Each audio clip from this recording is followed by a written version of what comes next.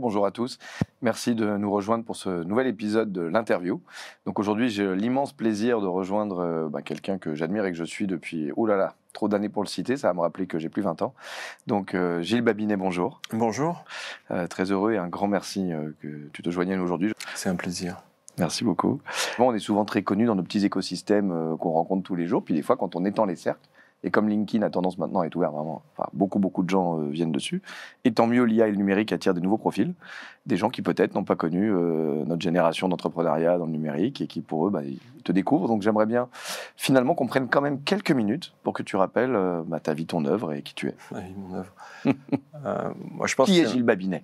C'est marrant parce qu'en effet, ça doit nous rappeler qu'on est un tout petit cercle et que on a une grande voix en fait, c'est-à-dire qu'on a une capacité d'influence qui est souvent importante. J'entends les gens de la technologie, mais on est souvent hors sol aussi. Donc, et je pense que cette concentration technologique, géographique, elle doit être analysée et peut-être un peu corrigée parce que ça crée pas mal de problèmes, dont le phénomène des gilets jaunes, entre autres choses. Alors moi, je suis... justement, tiens, on va parler de ça. D'abord, moi, je dis assez souvent que je suis autodidacte parce que à l'école, ça s'est pas bien et pas longtemps passé. Ah oui Je connais pas cette partie. Ah oui, bon. Et donc, j'ai commencé à monter des entreprises à 22 ans. D'abord, une entreprise d'alpiniste du bâtiment. Et puis après, d'autres entreprises dans différents domaines. Mais le truc que je crois important de dire, c'est que même si je suis autodidacte, je viens quand même d'un milieu qui est plutôt bourgeois, qui a les codes, et que ça aide pas mal. Voilà. Donc quand on est conscient, il faut s'en rappeler. Exactement. Et ça m'a... très souvent, je me suis rendu compte que... je me suis souvent dit qu'il valait mieux venir du milieu dont je viens et pas avoir fait beaucoup d'études que le contraire. Encore aujourd'hui, finalement. Ouais, je pense que c'est assez efficace, quoi. Voilà. Après, j'ai fait des startups pendant pratiquement 30 ans. Et puis, en simultané de tout ça, ces dernières années, je suis rentré dans la sphère publique où j'ai présidé pendant pas mal d'années le Conseil national du numérique, en 2 temps, au début, et puis récemment. J'ai passé pas mal de temps à Bruxelles, auprès de la Commission européenne. Et puis, j'ai eu un certain nombre d'activités connexes, comme j'ai fait partie de la mission IA, qui a remis un rapport au président de la République. J'ai donné des cours à Sciences Po, à HEC, à l'ENA, enfin maintenant l'INSP. Et j'ai également écrit des bouquins. J'ai écrit pas mal de bouquins sur je pense que j'ai écrit 6 bouquins en fait, donc je pense qu'on peut dire que c'est un certain nombre. Oui, au-delà de 2, on commence à dire plusieurs. Voilà, c'est ça.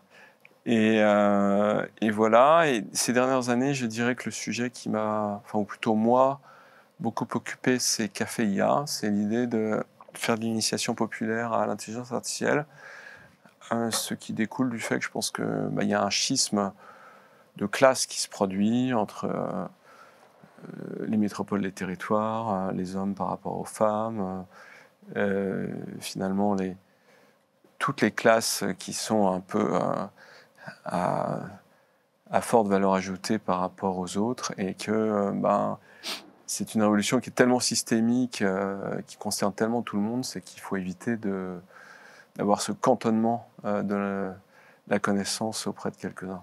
Peux-tu préciser comment fonctionnent les cafés IA ? Tout le monde ne connaît pas. Ouais, le principe, c'est qu'on est une organisation un peu centralisée qui s'occupe de gérer la décentralisation. C'est-à-dire que on a des experts dans les territoires, on est appelé par n'importe qui. Ça peut être un lycée, ça peut être une association de chasse et pêche, et qui nous dit on voudrait organiser un café IA. On les aide à organiser ça en fonction de leur public, en fonction du sujet qu'ils veulent aborder. Vous envoyez des experts ou vous donnez juste la matière? On envoie des experts. Et c'est une assoce? Et c'est justement, j'ai une mission qui m'a été donnée par Clara Chapas de préfiguration pour trouver le meilleur le système institutionnel possible. Pour l'instant, c'est un peu sans structure, quoi.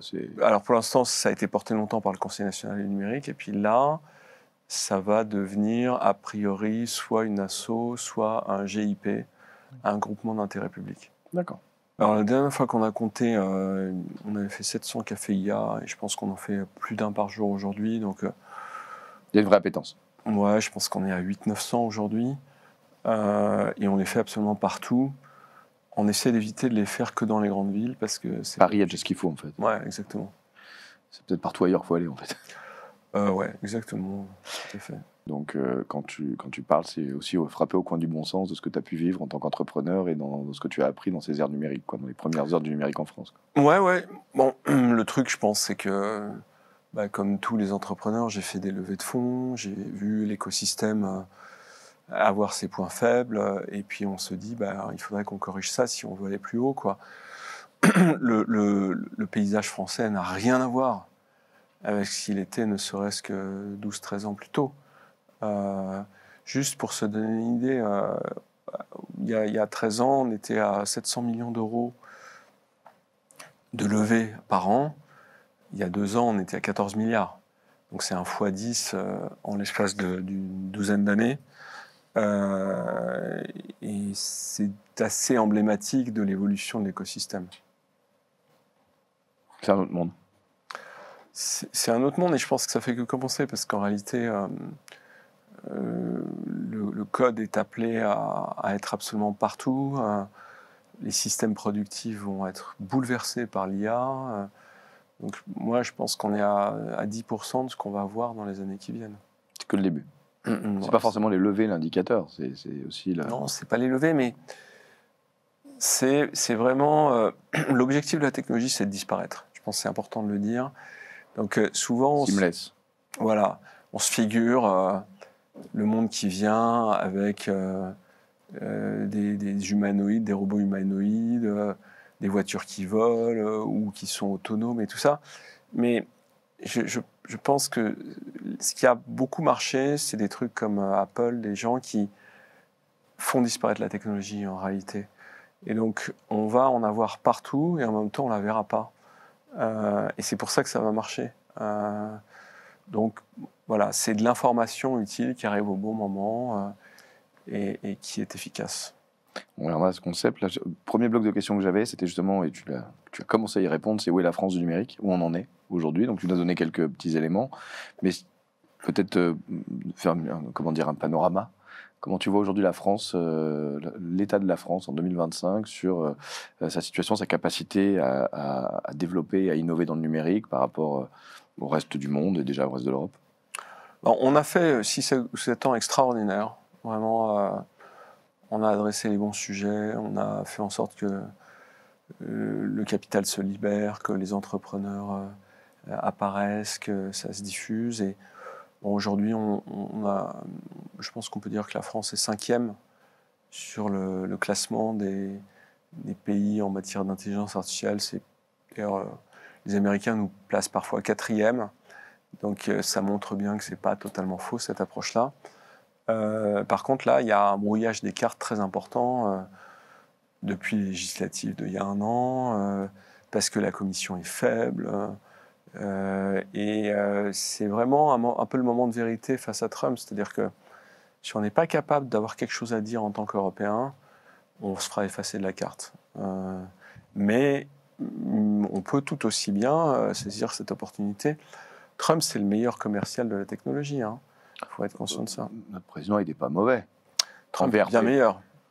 Trump est meilleur parce qu'il fait que tout d'un coup, tout le monde se dit « Mais attends, il faut que je sois souverain de chez moi, il faut que je développe mes propres trucs. » Les Suisses là, qui avaient acheté des F-35 n'en veulent plus, veulent acheter des Rafales.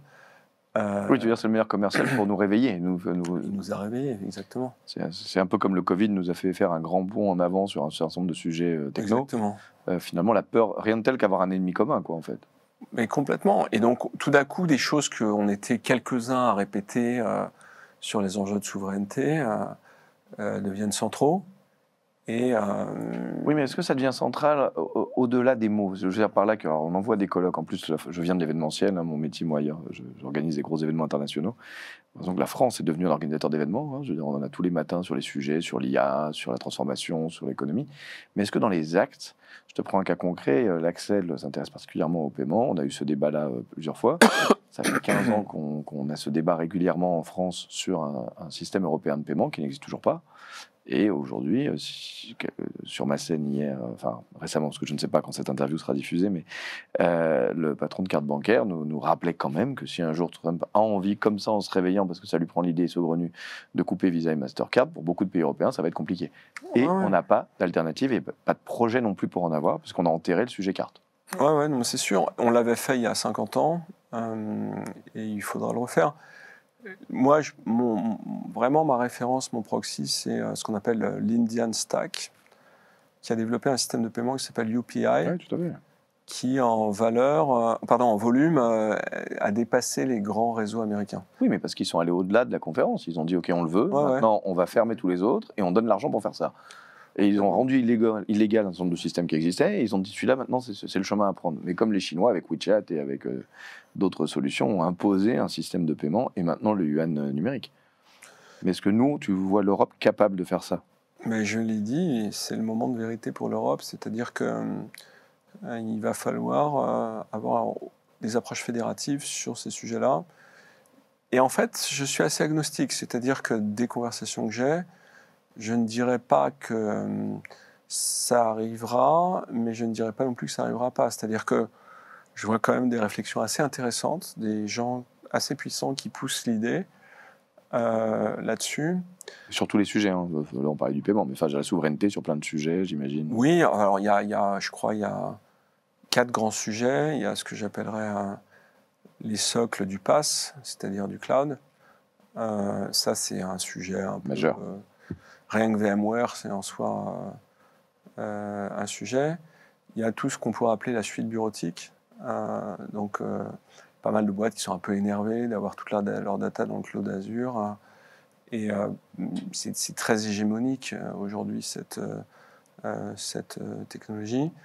Il y a toutes les technologies qu'on pourrait appeler la suite IA. Voilà. Et puis, il y a le reste, les systèmes de messagerie instantanée, les systèmes... les réseaux sociaux, les messageries. Voilà, donc c'est le paiement, etc. Donc, sur ces 4 sujets, on pourrait faire une cartographie, hein, et on verrait l'exposition au risque. Mais elle est assez forte partout aujourd'hui. Ouais, elle est forte partout. Après, on a vraiment sciemment accepté cette dépendance. C'est-à-dire quand on a vendu Visa, qui était un réseau not for profit, qu'il a été centralisé et vendu aux Américains, il y a quelques personnes, moi j'avais pas une voix très forte à l'époque, qui ont dit mais vous êtes tarés, quoi, on peut pas faire ça. Philippe Polanyi rappelait qu'on l'a vendu pour 21 milliards et qu'aujourd'hui l'équivalent dans la part de Visa du chiffre d'affaires représente 121 milliards en fait en valeur stack. Ça m'étonne pas, mais voilà. Après, je pense que Visa c'est un vieux truc aussi. Alors que les systèmes de paiement d'aujourd'hui, c'est pas Visa, quoi. Ça reste encore majoritaire, Visa et Mastercard dans le monde. Non, bien sûr, c'est très dominant. Mais il y a d'autres choses qui arrivent. En termes du X, c'est complètement dépassé. Et l'Indian Stack, la partie UPI, ça comprend plein de fonctionnalités qui n'existent pas vraiment dans Visa. Donc, voilà. Le sujet, c'est de faire en sorte qu'il y ait des visions technologiques qui soient politiquement portées. C'est très difficile parce qu'il y a un esprit de classe qui limite cette capacité-là. Il y a une fois que le politique est complètement prééminent par rapport à la technologie, ce qui est faux. Et donc... C'est-à-dire, quand tu dis ça, Je veux dire, c'est que... il faut à la fois avoir une vision de long terme et il faut comprendre qu'il y a des émergences très très rapides et il faut être capable de saisir ces dimensions-là. Voilà. Et aujourd'hui, code is law. Et donc, tout ce qui est fondationnel, on doit le faire en mode bottom-up, mais dans l'alignement avec une vision de long terme. C'est la seule façon que je vois qui peut... Oui, mais est-ce qu'on peut trouver un consensus sur des sujets aussi divers que les 4 socles que tu as cités, parmi ces 27 pays qui, par exemple, sur le paiement, n'en sont pas du tout au même niveau, mais on pourrait dire la même chose sur le cloud ou leurs craintes qui peuvent être différentes. Est-ce que tu penses qu'aujourd'hui, on a ce momentum, même si on a un super ennemi commun, là, de l'autre côté, c'est cool? Je vais dire un truc très violent, mais je vais poser les formes pour que ça soit entendu. Mais... Donc moi, j'ai passé 9 ans à la Commission européenne. Je suis profondément européen, et je dirais même plus, je suis fédéraliste. C'est-à-dire, je pense que on devrait avoir des transferts de compétences très importants vers l'Europe. Maintenant, je suis de moins en moins pro-EU. L'EU, c'est une bureaucratie trop lourde, trop compliquée, qui n'est pas capable d'éliminer ces brebis galeuses comme la Hongrie. Et donc, voilà, c'est un problème majeur. Il n'y a plus la bonne gouvernance. Et on n'est pas capable de se mettre d'accord sur des sujets autres que techniques. L'intégration européenne de marché, elle n'est même pas arrivée. Elle n'a pas commencé. Voilà. Donc, il y a un moment où il faut avoir le courage de se dire, est-ce qu'on arrête ou on continue? Et si on continue, c'est pas dans cette direction. Oui, j'allais dire, pardon, ce que tu dis est un peu plus... Parce que quand tu dis que c'est violent, c'est que ça pourrait être pris comme un discours populiste de sortons de l'Europe. Ce que tu dis, c'est au contraire, une Europe, mais peut-être pas celle-là. Ah, moi, je pense que là, on va nulle part. Et qu'il y a un moment, il faut se dire, ces institutions nous représentent mal, sont technocratiques, ne sont pas politiques, et qu'il faut qu'on ait un débat démocratique à ce propos. Presque, mais en même temps, tu dis une Europe plus puissante. Tu dis pas moins de puissance. Non, parce que beaucoup de gens qui ont ce discours, pardon, politique, c'est pour une Europe moins souverainiste, puissante. Ouais. Souverainiste, toi, au contraire. Tu dis si on veut être souverain, c'est à l'échelon européen. J'imagine entre les lignes ce que tu dis, on peut pas être juste souverain avec même si on... Là, c'est le pire des deux modèles. Voilà, c'est pas compliqué, c'est comme ça, je leur ai dit, ce modèle ne marche pas. Il est inefficace. Et du modèle actuel, tu parles, hein? Ah ouais. C'est la première fois que je le dis d'ailleurs aussi frontalement, mais moi j'ai vu et je vois encore d'ailleurs des décisions qui sont prises de façon compliquée. Je suis absolument pas convaincu qu'on soit dans un modèle qui soit démocratique en réalité. Il n'est pas vertueux, de toute façon on prend le... Et ni démocratique, ni vertueux, ni puissant, voilà. Pour revenir justement au point que je venais d'évoquer sur comment on n'accentue pas la fracture numérique, enfin la fracture sociale, pardon, du fait du numérique, c'est vrai que l'IA accélère énormément de choses. Ceux qui savent s'en servir aujourd'hui et qui savent ne serait-ce que même bricoler un peu avec découvrent des trésors de possibilités. Et ceux qui sont hermétiques, finalement, tu parlais de boulet et pieds, ils en ont de plus en plus. Les cafés IA, c'est bien, j'imagine que ça ne va pas tout résoudre. Est-ce que tu as, toi, des recommandations, des préconisations que tu as peut-être déjà faites, pardon si je te les fais répéter, mais pour qu'on évite l'accentuation de cette fracture en France, déjà, sans parler de l'Europe? Non, moi je pense que les cafés IA, ils ont un rôle très important. Hein. Moi je le vois tous les jours quand j'en fais. En fait, il faut être ensemble. C'est le plus important. Voilà, on n'est pas ensemble. Donc les fractures existent dans tous les domaines. Et les cafés IA, c'est un prétexte en réalité pour mettre les gens ensemble. Et leur dire, faites des trucs ensemble. Quand on a finalement une ligne de fuite qui est la modernité et qui est le futur, mais c'est un bon sujet pour remettre les gens ensemble. Voilà, et c'est aussi l'opportunité de faire nos choix à nous, c'est-à-dire de ne pas forcément marcher dans les pas des Américains avec des technologies qui sont extractives, mercantilistes, et dont les externalités sont vraiment négatives, quoi. C'est pas des incréments, hein, le monde qui vient n'a rien à voir avec celui d'aujourd'hui.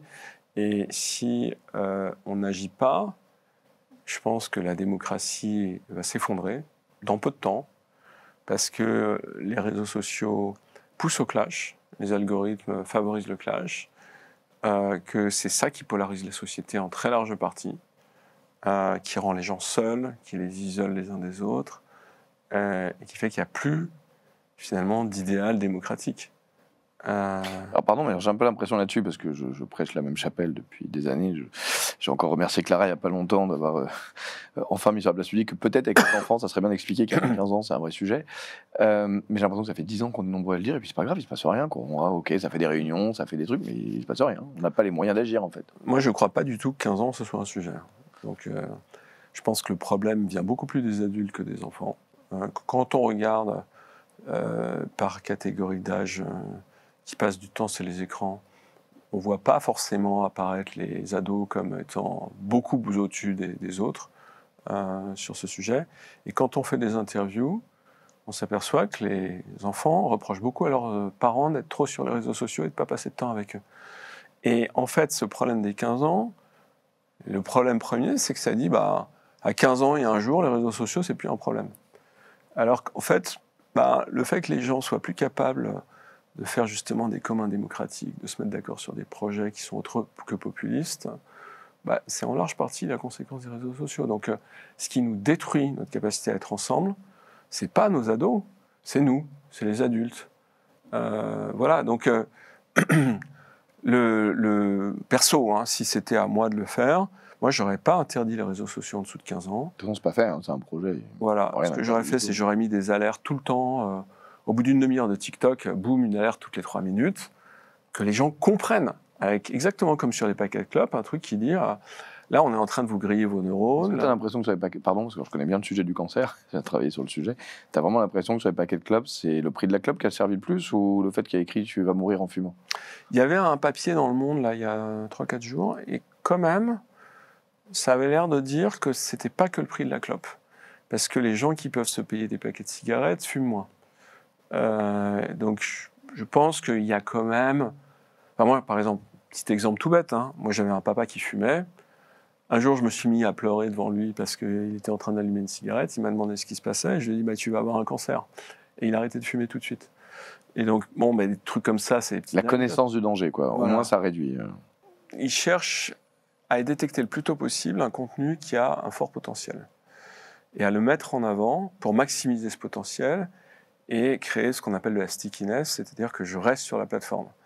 Donc, plus j'ai de signal feedback, plus je comprends quel est l'individu, plus je suis capable de le profiler. Et vraiment, la quintessence de ça, c'est TikTok, parce que je swipe toutes les 4 secondes et demie. Et de fait, j'ai un feedback retour qui est incomparablement plus puissant avec cette plateforme qu'avec toute autre. Donc, de fait, je suis capable de vraiment profiler. Mais en fait, parce qu'on est paresseux, ce qui nous intéresse, c'est le clash, c'est les trucs spectaculaires, et c'est souvent des trucs faux. Les sciences neuronales qui nous permettent de comprendre pourquoi. Voilà, exactement. C'est la dopamine qui est le maître mot de tous ces trucs-là. Et il faut lutter contre ça. Il faut expliquer aux gens qui sont en train de s'abêtir, se désinformer. Et tu as une part, comme tu fais beaucoup de conférences, etc., tu as l'impression qu'il y a une écoute, c'est possible, mais une compréhension. Tu leur dis, tu es en train de t'abêtir, ils peuvent te répondre, t'es un peu quand même un vieux boomer, quoi. Ouais, ils me disent ça, mais moi aussi, j'ai mes arguments quand ils me disent ça. Je leur explique que je suis peut-être un vieux boomer, mais que moi, je prends soin de ma santé mentale et qu'eux, ils sont en train de la détruire. Et que la data le montre, en réalité. Quand on regarde la data, il faut se pencher 10 minutes sur un papier, peut-être pas 3 heures, 10 minutes. Et les gens aujourd'hui restent 4 secondes 30 et après n'ont plus l'attention nécessaire, ce qui est la réalité. Moi, je l'ai vu dans plein d'autres endroits. Je leur dis, si je vous donne un texte de 3 pages de Dostoïevski à lire, vous serez incapable d'en faire la lecture et de comprendre de quoi ça parle, je ne sais quoi. Et si on faisait la même chose il y a 10 ou 15 ans, on y arrivait. Voilà. Et je leur dis que par tous les métriques, vous êtes en train de devenir débile. Donc, évidemment, il y a beaucoup de gens qui, ça leur passe au-dessus de la tête, mais les gens sont quand même pas totalement idiots. Ils voient bien qu'il y a un truc qui est en train de se passer, qu'ils sont plus irritables qu'avant. Ils comprennent ces choses-là. Donc, moi, en tout cas, je fais le pari de l'intelligence. C'est-à-dire que, pour moi, les interdits à 15 ans, ça me fatigue en réalité. Je suis alarmiste, mais à la base, en tant qu'entrepreneur, je suis optimiste. On va y arriver. Mais il faut expliquer. Mais c'est pas pour ça qu'il faut pas être brutal, quoi. On est face à une promesse qui est extraordinaire. Les gains de productivité que peut amener l'IA, les sujets qu'elle peut résoudre, c'est juste extraordinaire. Et si on ne le fait pas ensemble, si on ne comprend pas le tréfonds de ce que c'est que l'humanité, aussi bien collective qu'individuelle, ben on va aller direct dans le mur parce que ça va très vite. Et c'est ça que moi, je veux essayer d'éviter. Dans tes cafés IA, restons sur ce sujet, IA, entre mythe et réalité. Qu'est-ce qui remonte Est-ce que, par exemple, les craintes remontent beaucoup? Ou plutôt, je parle vraiment quand tu vas un peu partout. Hein, À peu près autant que les espoirs. D'accord. C'est assez surprenant. On n'est pas que sur la peur de perdre ton emploi, quoi. En fait, il y a beaucoup de gens qui ont les deux, qui sont là en disant j'aimerais bien apprendre à m'en servir, c'est super. Puis j'ai peur pour mon fils, qu'il n'ait pas de job. Voilà. Et donc, ben, c'est une bonne attitude. Moi, j'ai peur et j'ai de l'espoir aussi. Enfin, j'ai pas peur parce que je pense que la peur sert à rien, mais j'ai des craintes, des inquiétudes que je veux justement pouvoir traiter.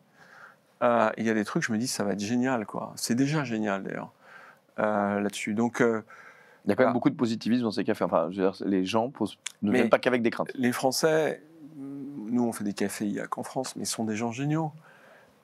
Et c'est cet esprit critique à la française, il est génial. C'est-à-dire qu'on se fait tabasser, on s'engueule et tout ça, mais à la fin, ça nous a élevé le débat hyper rapidement. C'est super efficace. Donc cette caractéristique un peu gauloise, si on la tourne en positivisme, et ce pays explose, au sens positif du terme. Est-ce qu'on peut sérieusement aujourd'hui, voilà, en 2025, et pas forcément que la France, le monde en général, espérer que dans les 10 prochaines années, l'IA bénéficie au bien commun, réellement, ou est-ce déjà trop tard par rapport aux grands enjeux de certaines grandes entreprises multinationales qui poussent ça vers juste, j'allais dire, des choses mercantiles et pas forcément pour que l'humanité progresse? Espérer, c'est pas le bon mot. Le bon mot, c'est agir. C'est vraiment, c'est-à-dire que, en fait, ce pays qui a eu des ressorts incroyables, qui a été détruit à plusieurs reprises et qui a vécu des renouveaux, on s'en rend pas compte, mais quand on est sorti de 1870, il n'y avait plus un rond dans les caisses. On a donné une année de PIB, 5 milliards de francs or aux Prussiens pour qu'ils se barrent. Voilà ce qu'ils ont fait, mais en mettant le pays à plat. Puis après, on a eu une période de crise économique assez boulangisme et tout ça, mais on a eu une période d'expansion extraordinaire. On était le premier pays déposant de brevets à peu près au tournant du siècle, en 1900. Donc on a eu les expositions universelles et tout ça, ça a été un truc de dingue. Il n'y a aucun pays au monde qui faisait ça. Et puis quand on est sorti de la guerre de 45, on était à plat, on a eu les 30 glorieux. Peu de pays ont eu un niveau de croissance aussi élevé dans le monde, aussi extraordinaire. Et voilà, donc on est capable de ça. Et on est toujours capable de ça. C'est-à-dire ce ressort existe toujours parce que c'est un archétype, c'est quelque chose de très profond chez les Français. Moi, je le vois vraiment, ce truc-là. Mais on est aussi très abîmé, c'est-à-dire qu'on est désunis. Il y a beaucoup de lieux qui sont plus des lieux de partage, qui sont des lieux abandonnés, entre guillemets. La diagonale du vide, c'est un truc qui existe. Et donc, bon, le Café IA, c'est modestement une façon de dire, s'il y a un levier pour soulever le monde, c'est l'IA. Et donc, si on arrive à se remettre ensemble autour de ce levier, eh ben, on va faire un fork, comme on dit dans la technologie. C'est-à-dire qu'on va faire notre code à nous, on fera UPI pour nos systèmes de paiement, on fera tout, quoi. Et on fera notre destinée. Voilà. Donc là, c'est méga souverainiste, hein, ce que je suis en train de dire, mais Là, c'est-à-dire que ça colle avec ce que tu disais, où tu es un peu abandonniste, pas abandonniste, mais fataliste sur la situation de l'Europe. Donc tu te dis, déjà, faisons quelque chose de bien avec la France. Non, mais moi, mon échelle, c'est la France, quoi. C'est-à-dire que... si parmi les Français, tu fais partie des quelques-uns qui avaient quand même un pied dans l'Europe plus que le commun des Français. Oui, mais là, mon mandat de Café IA, c'est la France. Ce que je veux dire, c'est que... Ouais. Là où tu peux faire quelque chose aujourd'hui, c'est là. Voilà. Si demain, Erasmus vient nous voir et nous dit... vous savez quoi, on va le faire à l'échelle de l'Europe. Moi, je serais super content de le faire à l'échelle de l'Europe parce que je pense qu'il y a quand même des idées communes, un humanisme, le fait d'avoir une sorte de filet social très fort en Europe. Pour quiconque a passé du temps aux États-Unis, c'est évident. C'est vraiment... Alors moi, j'ai mes copains américains qui me disent « Ouais, mais tu dis n'importe quoi. » Je leur dis « Les mecs, vous savez quoi, la prochaine fois que je viens, on va sortir des côtes et puis on va aller se balader aux États-Unis. » Moi, je l'ai fait il y a quelques années. Il suffit d'aller dans le centre-ville de San Francisco. Hein. Ouais, alors parce que c'est un peu particulier. Ou même à Los Angeles, ouais, tu ne peux pas te balader au centre-ville. Ouais, bon, il y a eu effectivement le Cap Tagon et puis le Fentanyl qui sont passés un peu par là. C'est une catastrophe. Je pense que bon, vraiment les centres-villes très centraux ne représentent pas non plus les États-Unis. C'est, pour moi, les États-Unis, c'est plus la banlieue de Denver, où il y a des mobilhomes sur 6 km. Parce que la ville a perdu son industrie.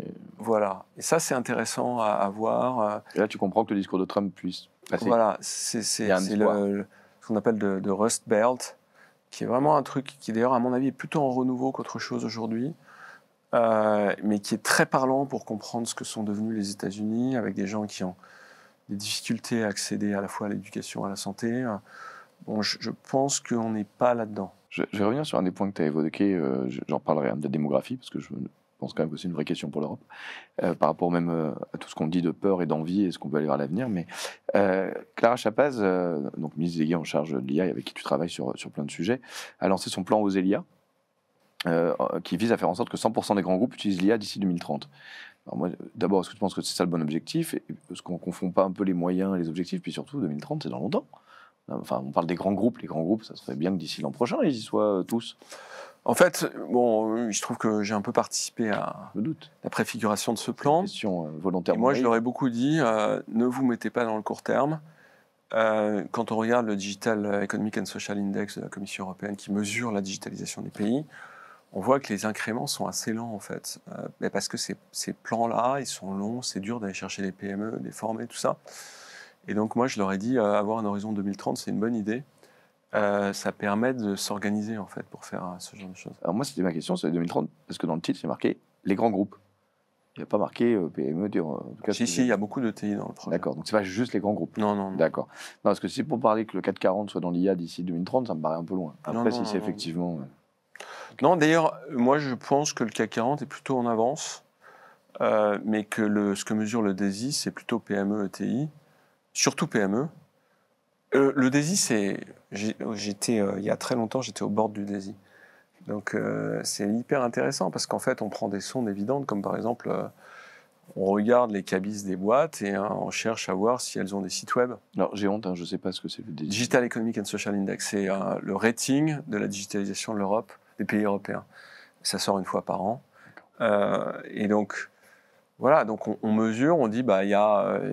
X centaines de milliers de PME en France, et puis il y a X% de ces PME qui ont un site web. C'est comme ça que ça marche, en gros, le DESI. On fait la même chose pour les réseaux sociaux, pour l'e-commerce. On adapte à On regarde la tête des sites web. En fait, on essaie d'automatiser les sondes et de voir ce que ça dit. Donc 2030, ça te paraît en tout cas la bonne granularité. Ça me paraît la bonne échelle, ouais. On va passer à un autre pan de notre discussion, puisqu'on parle de société. Forcément, la société, il y a nous, on est un peu anciens, puis il y a les gens de demain, nos enfants. L'école y est aussi pour beaucoup. Tu as signé récemment dans les Échos des tribunes particulièrement critiques sur la formation des enseignants. La France est dernière en Europe en maths, en CM1. Qui est responsable, à ton sens, de ces difficultés qu'on rencontre aujourd'hui? Est-ce qu'il y a des responsables ou c'est juste nous tous, quoi? Enfin... Alors, c'est beaucoup nous tous, puisque selon l'OCDE et PISA, l'école n'est que pour 40% de la performance scolaire. 60%, c'est l'environnement. Oui, mais tu en parlais en début d'interview en disant j'ai conscience que je viens d'un environnement privilégié. C'est ce que j'ai dit, effectivement. Et donc, c'est la bonne démonstration du fait que l'environnement est important. Tu étais un cancre, c'est ça? Moi, j'étais un super cancre. Et voilà, mais donc... Là, je vais prendre ma casquette de président de École UMA, qui est une association qui milite pour l'amélioration de l'école publique. En fait, on a quand même des leviers assez simples qui ne sont pas mis en œuvre par la rue de Grenelle. Par exemple, la formation professionnelle des enseignants, on donne à peu près tout corps confondu, c'est-à-dire primaire, collège, lycée, 10 heures de formation professionnelle aux enseignants par an. Bon, Singapour, qui est premier dans le PISA, c'est 100 heures. Et il y a une corrélation tout au long entre ces 10 heures et ces 100 heures dans la performance scolaire. Voilà, donc ça, c'est un débat très ancien et qu'on n'arrive pas à trancher. C'est qui paye pour la formation, est-ce que c'est des heures en plus, est-ce que c'est pris sur les heures de cours et tout ça. Oui, j'ai l'impression qu'on parle de ça depuis... Très longtemps. Il n'y a pas longtemps, malheureusement, que Claude Allègre est décédé. Quand il nous parlait du mammouth, c'est il y a longtemps, quand même. Ouais, mais moi, quand je vois que On a un ancien Premier ministre, il n'y a pas très longtemps, qui voulait imposer l'uniforme scolaire, ce que PISA décrit comme étant d'une efficacité égale à 0. Et je me dis, mais d'où sortent ces mecs? À quoi ils servent, quoi? Voilà, pour moi, c'est une honte. On passe du temps sur des sujets absolument inutiles, totalement inutiles, qui sont documentés par la recherche. Et puis clivants. Donc en fait, on va cliver les gens pour pas grand-chose. En fait, c'est un truc, est-ce que c'est de droite ou de gauche, quoi? Moi, je m'en fiche de savoir si c'est de droite ou de gauche. La seule chose qui m'intéresse, c'est de savoir si c'est efficace. Et il se trouve qu'il y a pas mal de publications scientifiques sur l'uniforme. Comme ça, on peut se dire... D'ailleurs, moi, j'avais un a priori qui était plutôt positif sur l'uniforme. Je me disais, c'est républicain, tout le monde a le même... affiche sa richesse. J'ai pas mes pompes qui viennent de je sais pas quoi. Donc comme ça, je me disais, tiens, je dois être de droite, puisque je suis pour l'uniforme. Et puis, on lit la recherche et on dit, ça coûte 2,5 milliards quand même d'acheter des uniformes à tout le monde. Et ça sert à que dalle. Voilà. Donc quand je vois ça, je me dis... Et à l'inverse, il y a des études qui montrent que si on formait 100 heures, comme tu le disais, exactement. Là, on a un résultat direct. Et voilà. Et on a 3-4 gros indicateurs dans PISA qui disent, OK, vous faites ça, vous bougez le score. Vous bougez vraiment le score. Voilà. Donc, bon, je pense que finalement, à dépenses équivalentes, on peut faire beaucoup mieux. Mais alors, comment tu expliques, pardon, tu reviens à quelque chose d'assez simple, qui est de dire, il y a des gens qui sont payés pour chercher, c'est leur travail, ils nous font des études, on n'est pas idiots, on n'en lit pas qu'une, on va en lire plusieurs, on va se faire notre idée, mais donc on a des ressources. Comment tu expliques qu'aujourd'hui, en ayant ces ressources connues, partagées par tout le monde, les différents politiques en place ne le font pas? Parce que je pense qu'il y a pas mal de ministres qui prennent leurs décisions pour être président de la République. Et donc, quand on dit l'uniforme à l'école, c'est un marqueur politique. Et c'est hyper simple à comprendre. Et donc, tout le monde est devenu populiste, quel que soit finalement le... En tout cas... Parce que là, ceux à qui on pense, ils n'étaient théoriquement pas dans l'échiquier politique classé comme populiste. Comment il s'appelle d'ailleurs Je ne cite pas de nom, je suis président d'une association. Ah ouais, moi j'ai pas de problème. Tu fais ce que tu veux, toi. Moi, je m'en fous. Mais je veux dire par là, c'est depuis 30 ans ce qu'on raconte, c'est pas juste ceux qu'on fait des lois récemment, parce que les sujets de l'éducation dont tu parles, les articles de recherche, PISA, etc., c'est pas des études récentes. Non, mais j'ai vécu à Singapour, c'est à la fin des années 90. Ouais, bien sûr, ouais. On comparait déjà les systèmes d'éducation et les résultats. Ouais, bien sûr. C'est pas nouveau. Mais oui, il y a beaucoup de comportements absurdes en réalité en politique sur ces sujets. Et puis, il y a beaucoup de ministres qui débarquent sur le sujet, qui veulent afficher des mesures et qui sont mal informés en réalité. Mais est-ce qu'on ne retombe pas finalement sur le même sujet que tout à l'heure, parce qu'on donne un peu vite la faute aux réseaux sociaux sur le côté qu'on devient tous des abrutis, mais est-ce qu'on n'a pas décrédibilisé la recherche, les études, et pour finalement arriver dans un monde où on peut dire assez naturellement que la Terre est plate, et ça pourrait être un sujet de débat, tiens. Je crois qu'on a parlé tout à l'heure des réseaux sociaux. Il n'y a pas que ça. Je pense que ce n'est pas que les réseaux sociaux que nous amènent là. Encore une fois, il y a 20 ans, ils n'existaient pas, et on ne réformait pas déjà nos systèmes éducatifs, il y avait déjà des sujets. PISA, ça a été créé en 2001. Un premier PISA là-dessus. Ça a mis 5 ou 6 ans à commencer à être un vrai débat. Au début, les Français étaient furieux parce qu'ils pensaient que c'était les meilleurs trucs. Et on leur a montré que c'était pas le cas. On a commencé à faire des réformes qui allaient dans le sens de PISA. Et puis, je pense un peu plus tard, on a arrêté de faire ça. Mais evidence-based political decision, je pense que c'est lié au climat démocratique. C'est-à-dire que quand on a la capacité de faire du débat, de rentrer sur les sujets, de rentrer dans la complexité... Et pas juste répondre gauche-droite. On prend les bonnes décisions là-dessus. Donc on est à l'autre opposé de cette configuration-là actuellement. Après, si on veut être un tout petit peu positif, on le voit dans d'autres sujets de l'Axel, mais le Covid nous a accéléré un certain nombre de choses, et moi j'ai pu voir, ayant eu des enfants scolarisés avant, pendant et après, ils sont plusieurs, le Covid, la différence de l'éducation nationale dans sa capacité à traiter le numérique, à ne serait-ce qu'échanger avec les élèves par des outils numériques, ce qui était absolument impensable avant le Covid. C'était d'une exception exceptionnelle. Aujourd'hui, ils leur donnent des devoirs. Alors, ok, on peut toujours, quand on est dans ce métier-là, nous, on rigole un peu, mais ils ont quand même des choses sur du numérique. Ils leur font apprendre des choses, pas assez à mon goût, mais apprendre des choses. Il y a des cours de technologie où vraiment ils vont dans les sujets. Bon. Moi, ce qui m'intéresse, c'est vraiment les enjeux systémiques. C'est-à-dire, quand vous êtes ministre, le truc, c'est qu'il y a un levier sur tout le pays. Voilà. Et donc, il y a des trucs qui sont d'évidence à faire, qui ne sont pas faits sur ce sujet.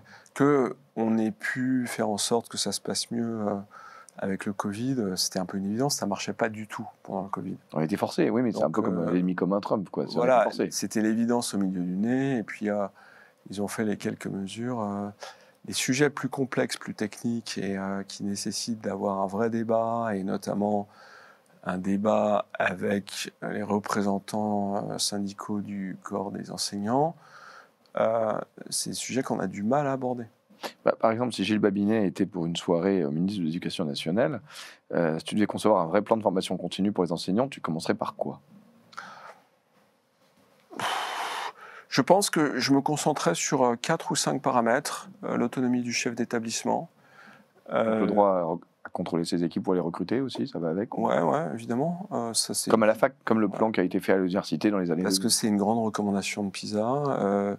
L'ingénierie pédagogique de classe, c'est le fait d'avoir plus de workshops et de partage entre les élèves et du flip de classroom, de l'école inversée. C'est quoi l'école inversée, pardon? C'est le fait que c'est les cours à la maison, les devoirs en classe. D'accord. Voilà, c'est assez bien. On apprend une leçon finalement tout seul avec son bouquin, mais par contre, on regarde le truc, on comprend pas, et puis après on se fait aider par ces petits élèves de la classe. Plutôt que le contraire, effectivement. Voilà, donc bon, c'est une culture, hein, c'est pas évident à mettre en place, mais il y a des pays qui le font vraiment comme ça. Ah ouais, Singapour, pour commencer. Mais il n'y a pas que, mais ça marche pas mal.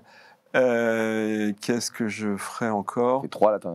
Après, il y a rémunération des professeurs en fonction de la difficulté et de la mobilité. C'est un professeur qui va à Sarcelles, il est mieux payé qu'un professeur qui est à Versailles. Donc lui, c'est le contraire, c'est le débutant qui y va, il est mal payé. Donc. Voilà, c'est ça. Et puis, s'il arrive à bouger sa classe, il a des primes. Alors ça, c'est un chiffon rouge par rapport ça, c'est fou. Enfin, là, tu commences mal la discussion avec les syndicats.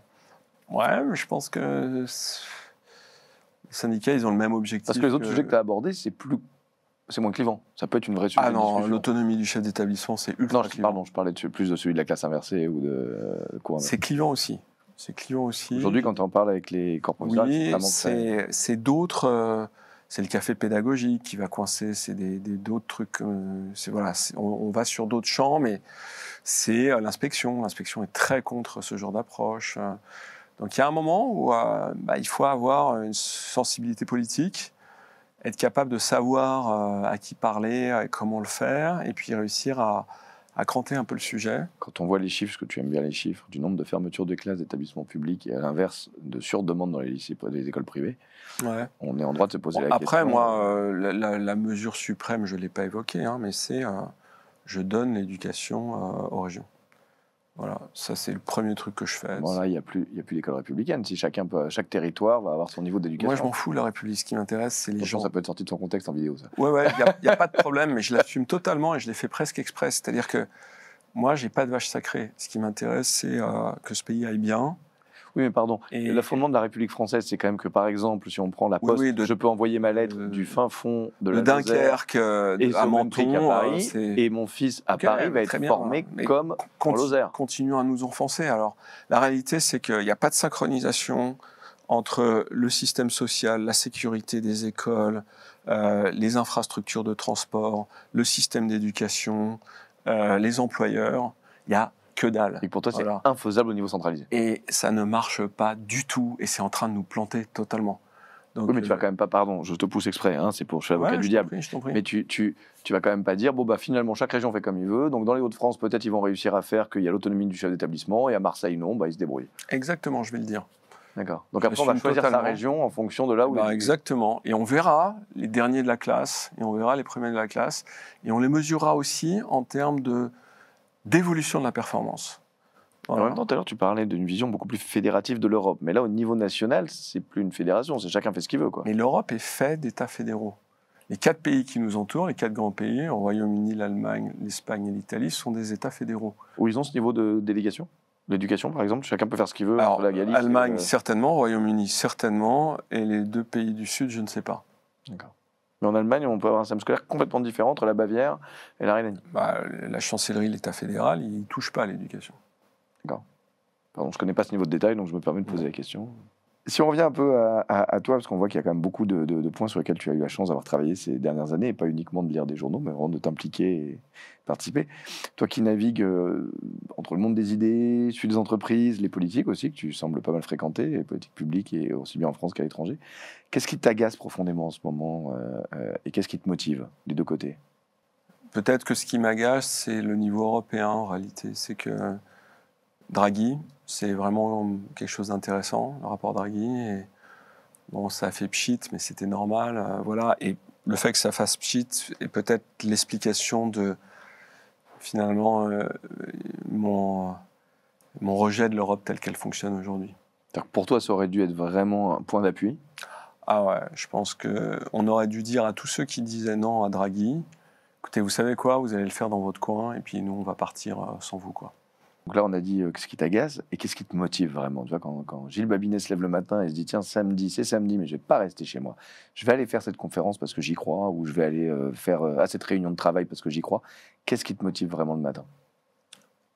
En ce moment, ce qui me motive, c'est un truc un peu bizarre, c'est le fait que je pense qu'on est face à un potentiel technologique assez incroyable, même probablement unique dans l'histoire de l'humanité, et que ça nous pousse à nous dire finalement, nous, humanité, c'est quoi notre singularité?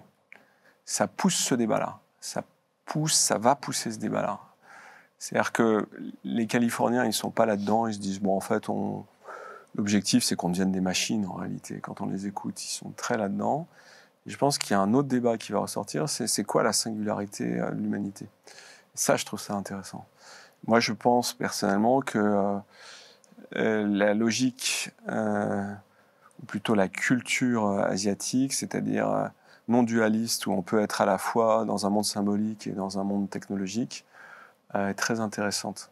Ce qui me motive, c'est le fait que je pense qu'on a beaucoup plus la capacité de rebondir qu'on le croit, et qu'on est dans un moment unique de l'histoire de l'humanité, vraiment juste incroyable. Et je me demande s'il n'y a pas quelque part un point d'appui pour soulever le monde, quoi. Voilà. Tu ne te demandes pas, t'en es sûr, j'ai l'impression. Mais... J'en suis assez convaincu. Ouais. C'est quand je vois, encore une fois, ces moments de rebond dans l'histoire, je me dis, bah, là, on sort pas d'une guerre, on a vraiment la capacité de faire, quoi. Sur quoi as-tu changé d'avis récemment? Parce que je suis sûr que tu as plein de certitudes. Mais il y a des moments avec le temps, avec les années, des choses où tu dis, bah, bon, t'en as parlé d'une quand même tout à l'heure sur l'uniforme. Mais il y a peut-être d'autres sujets plus récemment sur lesquels tu te dis, bon, bah, je pensais vraiment que, et finalement, après réflexion, ou après des cafés IA, ou après des choses où on m'a finalement fait basculer sur mes certitudes. Ouais, je pense qu'il y a pas mal de choses. Un truc sur lequel moi j'ai changé d'avis, mais c'était il y a longtemps, c'était sur les sources énergétiques. C'est-à-dire que au début, j'étais plutôt pro-ENR, énergie renouvelable. Et puis, j'ai fait de la modélisation. En fait, ça a commencé par une conférence que j'ai modérée il y a une dizaine d'années au Smart City Congress, et où j'avais des acteurs des ENR qui étaient là, et j'avais des acteurs ce qu'on appelle les smart grids, c'est-à-dire le système de distribution électrique qui est derrière. Et j'étais hyper surpris par la faiblesse des white papers, des arguments qu'ils avançaient, et je me suis mis à creuser ce modèle, et je me suis rendu compte que ça ne marchait pas. Je suis devenu pro-nucléaire en conséquence. D'ailleurs, j'étais à contre-cycle parce que... Par rapport à la gestion des fréquences, par rapport à la gestion des cycles et des... Ouais, en tension, en fréquence, juste pour commencer par ça. D'ailleurs, l'incident espagnol est très emblématique, je crois, de ce problème, qui est très bien décrit depuis des années et qui va se répéter. En réalité, parce que c'est quasiment inévitable. Il faudrait la production continue, donc de toute façon, tu peux pas... Il faudrait qu'on mette à peu près le même montant dans le réseau que dans les systèmes de production. Donc nous, en France, en gros, on a dû mettre 200-250 milliards dans les ENR. Il faudrait qu'on mette la même chose dans le réseau. On n'émet pas le début du commencement d'un montant de ce type-là, quoi. Donc le réseau ne pourra pas tenir en fait à ces variations. Donc si on continue à mettre des ENR, d'abord en France, ça ne sert à rien, absolument à rien. Bah, on a un parc nucléaire déployé. Donc, Pardon ? Parce qu'on a un parc nucléaire déjà déployé et efficient. Exactement. Et donc on ferait mieux de s'attacher à faire en sorte que le taux de charge de ce nucléaire soit plus élevé que ce qu'il est aujourd'hui, en ayant... fiable aussi. Voilà, c'est ça. Mais les ENR ne sont pas compatibles avec ce réseau-là. Donc ça, c'est vraiment quelque chose qui est un peu... Donc, malgré une position j'imagine pro-écologiste et pas climato-sceptique, tu as changé d'avis sur ce sujet-là. Ah, moi, je suis fondamentalement soucieux des enjeux d'environnement. Hein. Je pense que j'essaye d'éviter de prendre l'avion, je le prends peu. Voilà, j'ai réisolé mon appartement pour dépenser moins d'énergie. Et au-delà de ça, voilà, ça fait... Ouais, parce que les antinucléaires vont te dire, mais finalement, c'est pas grave, une coupure comme en Espagne, si on évite d'avoir des déchets nucléaires, tu vois, je pousse le trait, bon, bah, ok, t'auras pas d'électricité pendant 2 jours. Il n'y a jamais eu de mort en Europe du fait des déchets. Donc c'est simple, hein, la réponse, elle est évidente. C'est si on contre cet argument, c'est quoi le problème des déchets, quoi? Pas eu un seul mort en Europe du fait des déchets. En guise de conclusion, ça tombe bien parce qu'on vient de parler parfois d'opposition entre vision romantique et vision de recherche. Toi, tu allies un peu les deux parce que tu as publié 6 livres, tu disais, dont un, Greenia, l'intelligence artificielle au service du climat, mais tu as publié sous forme de livres. Moi, je trouve qu'il y a une certaine forme de romantisme à publier encore aujourd'hui des livres. Ouais. On aime, on vient d'un monde où on se dit, tiens, ça c'est moi, ça c'est le livre, il est joli, il est beau, puis il sent bon le papier. Mais est-ce que tu trouves que le format livre est encore adapté finalement au sujet numérique aujourd'hui pour toucher les masses?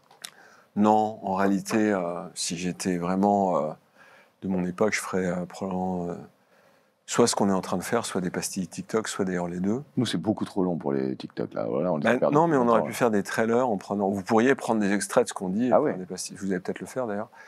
Pas sur TikTok, mais il faudrait peut-être qu'on le fasse. C'est d'une puissance. J'ai fait l'autre jour